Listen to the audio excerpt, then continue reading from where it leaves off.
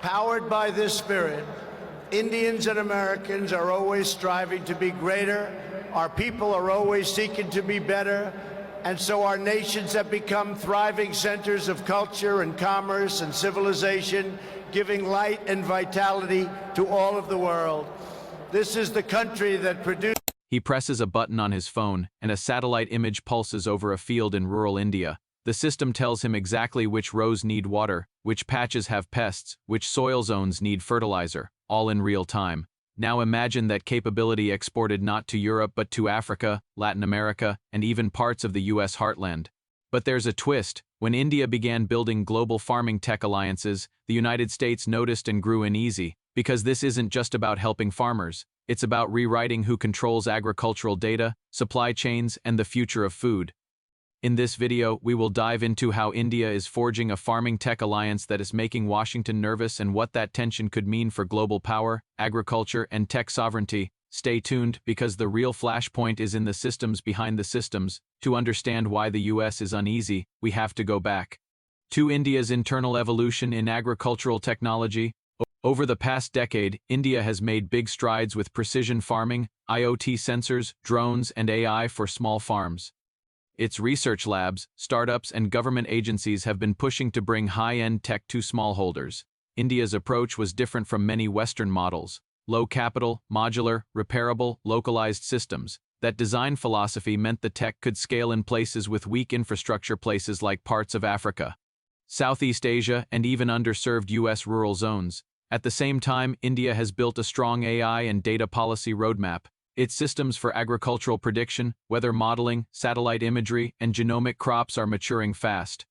It's not just about hardware, it's about owning the logic, the software, the algorithms. This combination, hardware plus data plus systems thinking, is what enables India to propose not just aid, but global farming tech partnerships. And for the US, that shift is a red flag, because these are the building blocks of influence. So how exactly is India extending this reach? That leads us to the next section. India isn't waiting, its signature is already showing up in farming tech deals around the world. In Africa, Indian firms and Indian-backed programs are pushing drone surveillance, soil sensors, and digital extension services. In cooperative programs, India invites foreign agricultural officials on seeing is believing tours to Indian biotech farm setups. On the financing side, Indian development agencies and private investors are underwriting farm tech pilots abroad. Simultaneously, India is forging data-sharing pacts, joint R&D hubs, and cross-national seed innovation networks. This alliance construction is subtle. India frames it as development, technology transfer, and mutual benefit. But implicitly, the country is positioning itself as a new hub for agricultural tech standards. The US has taken notice. In high-level trade talks, one of the fiercest disagreements is over opening US markets versus protecting domestic farmers, and India has opposed forcing open its agriculture sector.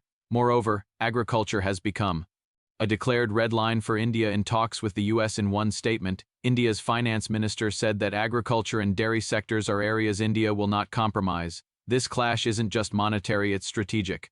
Who sets agricultural tech rules? Who controls data pipelines? Who writes the algorithms farmers rely on?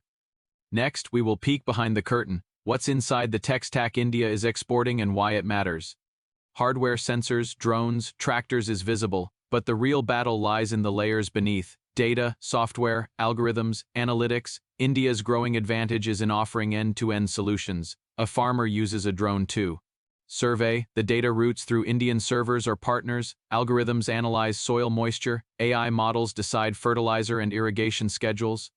The farmer then receives recommendations. All of that is part of one pipeline. The US fears precisely this kind of vertical integration, because if India builds it, they may control it. Once that happens, the power to optimize, restrict, or monetize lies upstream, not in the field. What India is trying to do, seed the tech stack globally, is subtly shifting dependency. Countries may adopt Indian systems, and over time, those systems become default. The local alternatives risk obsolescence. Also, India's incremental philosophy favors modularity, provide hooks, APIs, standards that can be adapted locally but still anchored to Indian architectures. In short, the world's agricultural data backbone could start to pivot toward Indian platforms rather than Western ones. That transition is precisely what makes the US nervous.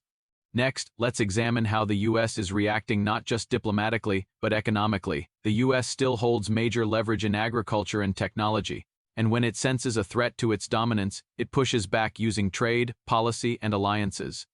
One immediate battleground is in trade agreements. The US demands India open its agricultural and dairy markets, something India resists. In July 2025, trade talks between India and the US derailed partly over farm market access. The US was pressing India to lower tariffs and accept foreign agri imports. India balked, saying many Indian small farmers would collapse under US subsidized products. The US also threatens reciprocal tariffs if Indian products face high barriers. That tit-for-tat pressure injects uncertainty into farm exports, inputs, and tech imports.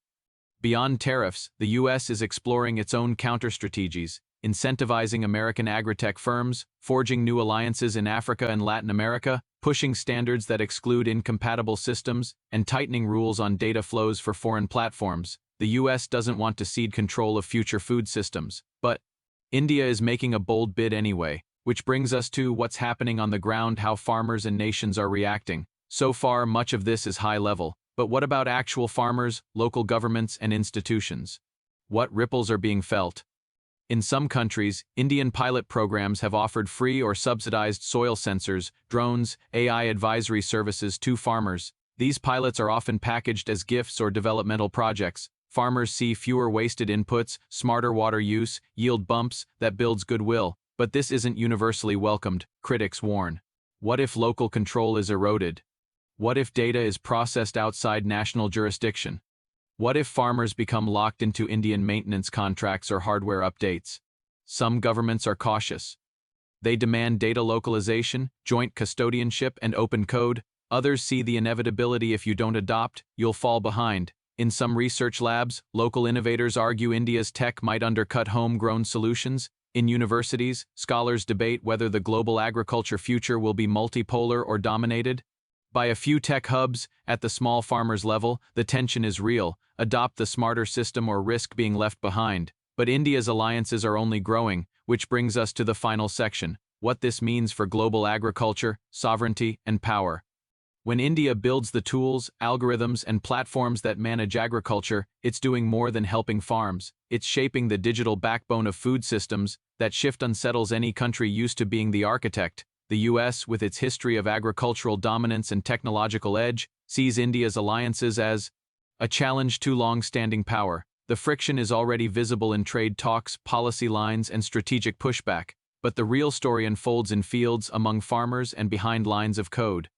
Who holds the keys to agricultural decision-making? Who commands the flow of data and knowledge? That question is quietly shifting global balance.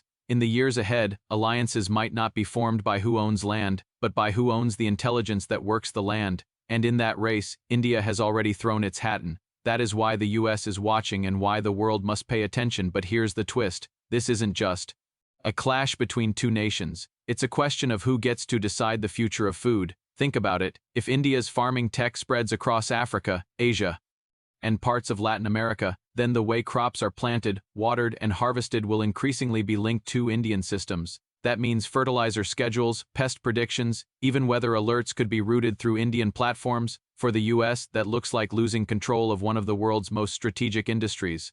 For farmers, it could mean liberation from costly Western systems or dependence on a new one. And for the rest of us, it means our dinner plates might be shaped not in Washington or Silicon Valley, but in Bengaluru or Hyderabad. The real fight isn't just about food, it's about data, power, and trust. And as this quiet battle between India and the US escalates, one thing is certain: whoever wins control of farming tech will hold the keys to global stability in the decades ahead. And that leaves one final question hanging: whose hands would you rather see on those keys?